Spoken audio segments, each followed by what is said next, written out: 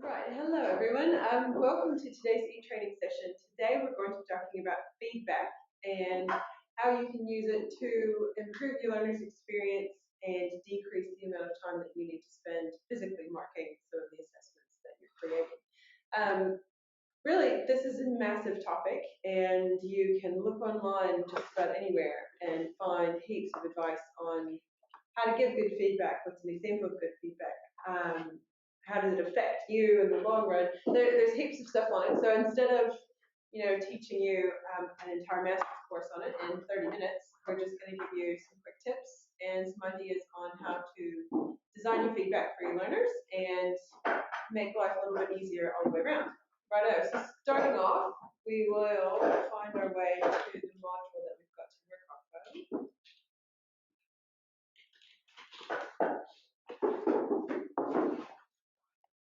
Righto, so starting off, what we're going to be doing today is learning how to step your feedback up from great job and try again. Those are two pretty solid examples of standard feedback that you'll see. If they did it well, it's great job, and if they didn't, not quite, try again. So how can we improve this and make it a better learning experience for everyone involved? So like I said before, heaps and heaps of online sites. We're not going to go through a lot of this information all at once, but we'll go through some quick tips on how to get stuff done. So feedback is something that occurs every day, regardless of who you are, where you're at. If your kid ties their shoes for the first time, you say, "That's amazing, fantastic job." If an employee hasn't met a deadline, then you say, "I'm disappointed. This is something that we've had on the books for months." So those are both types of feedback that you receive. Really, anytime you do something, you've either done it correctly or not. So you get feedback on it, whether it's in the form of verbal praise or verbal correction, or when you're learning how to walk, you fall down because you've put your foot in the wrong place. It's the same concept. Feedback is just something that you receive to tell you if you're doing things the right way, or you need to adjust your course. It's something that happens every day, and we've got a short video here of Gordon Ramsay sharing his views on feedback that you can watch when you've got the module up and running. So our short list, good feedback should cover the following points. It should be specific, it should be quick, you need to give direction, be empathetic, and tell the learner how they're doing. So that's a pretty short checklist, and you can look at any question you're building, look at the feedback you've given, and determine if it's meeting these criteria.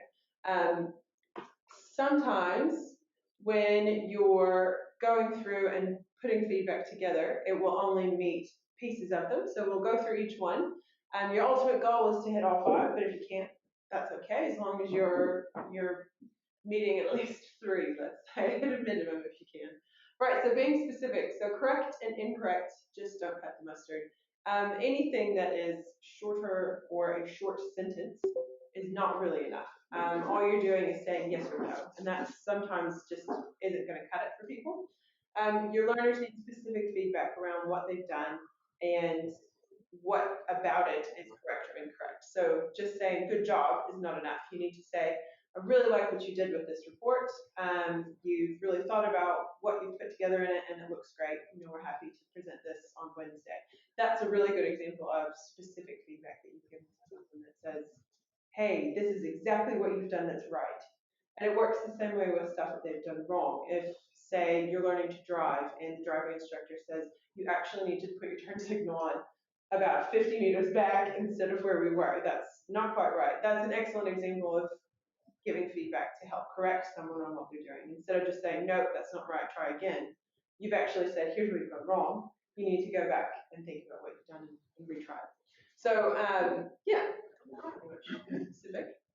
Being speedy is actually quite important, and it's something that Bracken does for you automatically. So that's a box that you've ticked straight off the bat. When you use any of the self-marking questions, you can give feedback to a user immediately. As soon as they've answered it, you just have to write the feedback that you want the user to see. So when a learner is going through this system, they've gotten to this question here, what color is the sky? If I say red, and then click mark, you'll notice a little icon appears next to the question. All the user has to do is hover over that, and they can read customized feedback that you've written in the question setup area. So for example, this one says, not quite right, have a look up and try this question again. So I've said, no, you've not quite got it, but if you try this to fix it and then try the question again, you're heading on the right track. So instead of just saying, no, the sky is not red, you've said, hey, this is actually not quite right, go and learn, and then retry the question. If I say blue, you get a green tick mark, and then you get feedback that says, correct, the sky is most definitely blue. So you've acknowledged specifically what they've done correctly, that they've identified that the sky is blue, and they can now move on. As you can see, pretty instantaneous. The best type of feedback that you can get is instant feedback. The longer the time frame between answering a question and receiving the mark or the feedback, the less effective your feedback is. So if I came to you in a month and gave you feedback on something you've done, it's not going to have as big an impact as if I'm there in the moment and saying, hey, you need to do it this way instead of what you're doing. So as instantaneous as you could get, and that's why the system is an excellent solution to that problem. Any of the self-marking questions, you just format the feedback to fit the situation, and the user can receive it immediately after they answer the question, and it makes learning that much faster. And it also increases learning retention and gives them good feelings when they do get it right. And it tells them how to fix it if they've got it wrong. Providing direction. So how does this assessment get them closer to their goal? That's what people want to know. Any learner going through a module is going to think, is this actually useful to me? Am I actually engaged with it? So if you ask them a question and they have a goal, let's go back to our driving example. Say we're teaching someone how to drive and you ask them a question about who goes first in a four-way stop. If they understand that getting this question right means that they get their driver's license, that's a little bit of motivation and it's a direction for them to head in. So when you can start ticking off boxes of things they've done correctly, they're heading a little bit closer to the direction that they want to end up in. So this is something that you can kind of use in a congratulatory manner. If they've passed a module, for example, you could end it with a slide that says, congratulations, you're one step closer to finishing this health and safety pathway. Little things like that just kind of give people an idea on A, where they're at with the course, are they heading in the direction they want to head in, and are they actually making headway instead of just sitting stagnant. So empathetic, this is one that can be really difficult. We've all had really difficult learners who just can't quite connect with the information and you just don't understand what's going on. But anyone, regardless of who they are, deserves empathetic feedback. It's just a human trait. You deserve to be nice to people. So you don't want to present your feedback in a poor manner. It needs to be uplifting and encouraging. You don't want to shatter someone's dreams when they've answered a question incorrectly. So think about how you're wording things. Have other people read it. Have other people look at it and say, actually, that comes across a little bit not quite right. You might want to reattempt that. Common sense here, really. So one thing I will suggest is if you're having consistent issues with the question, if people are consistently getting it wrong, and it's not just one person, you need to circle back and look at the information you presented and say, have I actually presented it correctly? Am I giving them enough to go off of? Does it actually make sense? Think about your learner and the level of education that they might have coming to it. It's going to be enough for them to get through what they need to get through. If not, if they're the only person having issues with it, then you might get in touch with them on an individual basis and see if they need help with a different area, just to kind of sort things out.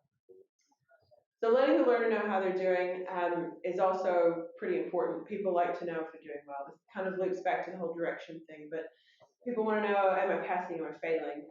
This is another thing that Bracken does really well because each course comes with a progress bar. And it's something you don't even need to worry about putting into a module. It marks everything automatically. And as they move through modules on a pathway, that little bar fills up with a green line. And when they get to the end, they can see, oh, look at all the things I've done. I've passed all these modules. I've done all this stuff. So this is something that's done automatically, but it's still important. Anytime you take a class, you want to know, have I passed? Have I passed? Have I passed now? And it's really frustrating when people don't get back to you soon, which goes back to speedy feedback. So letting people know how they're doing is also very, very important. So what's the point of feedback? My main three are making the learning experience more personalized, which leads to a better learning experience.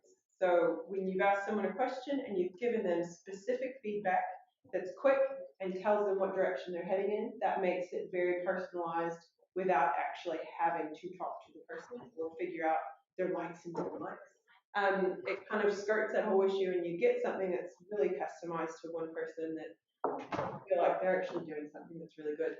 The next thing is it drives your learning retention on information. So there are heaps of scientific studies that have been done on how feedback actually facilitates and helps people retain information because they've kind of answered these questions and gotten feedback on what they've done incorrectly to go back and readdress what they've done well.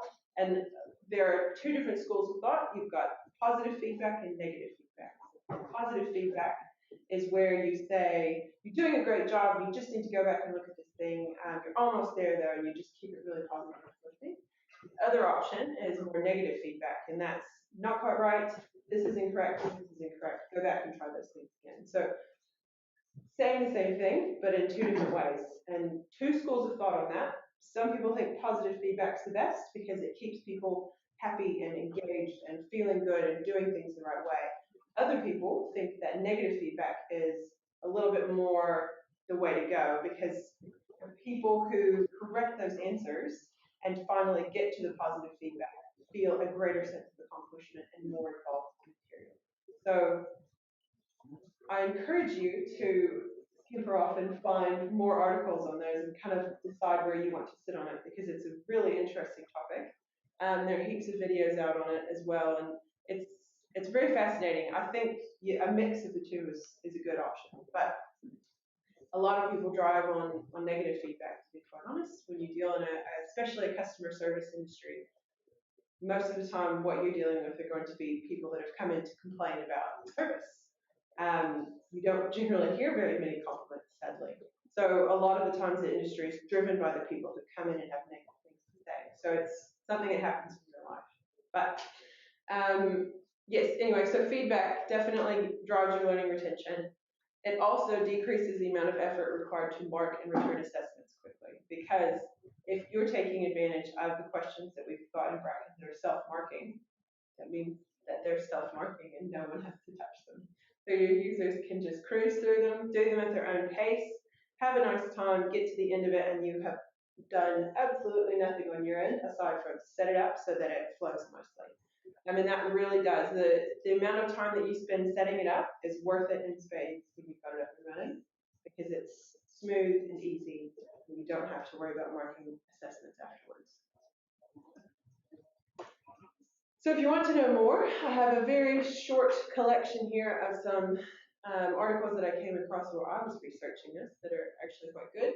Edutopia has got an article on feedback, so does Perform Ed, and this is a very funny video on 3 examples of giving feedback in the corporate world. So she discusses how to tell someone that they smell, and it's very entertaining. I highly recommend it because that's a hard thing to give someone feedback on body odor, and she's got a good spiel on it. So I encourage you to watch that and check the resources out and look the web over. There's heaps of stuff out there. But thank you so much for your time. Been a pleasure having all of you, and I will now open the floor up to questions. If anyone has any. I'll start by saying thank you to Lauren. This is probably her final week training session. Thank you very much. It's been very rewarding. But I thought I'd just get that in before. Do the students hover over them? Like, do they know to do that? It's not obvious in the first instance, and whether you put something in your Bracken introduction module. Yeah. Do you put things in there? I recommend it personally because nobody really seems to think of it automatically to hover over it to look for the feedback.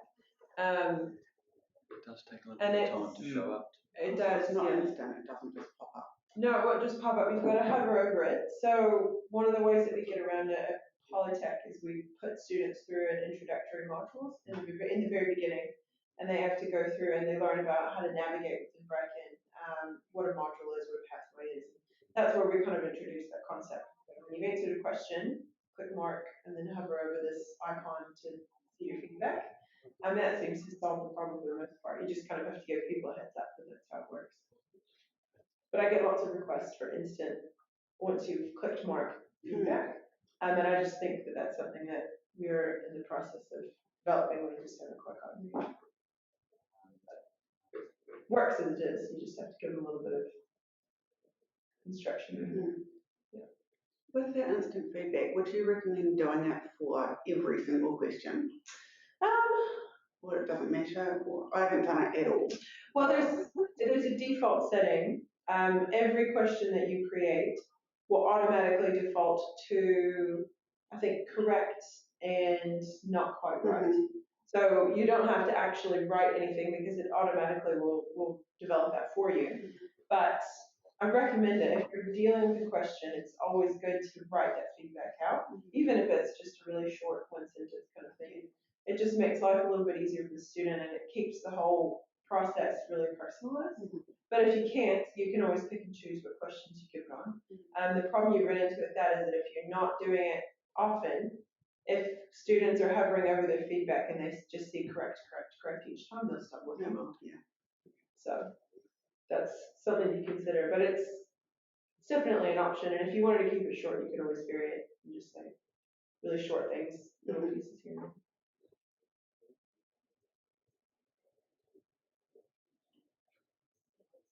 Anyone else? Right. Well, thank you guys so much for attending.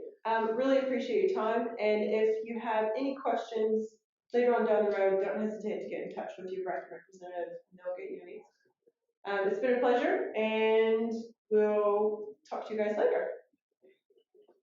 Thanks, Lauren. You're welcome, Mary.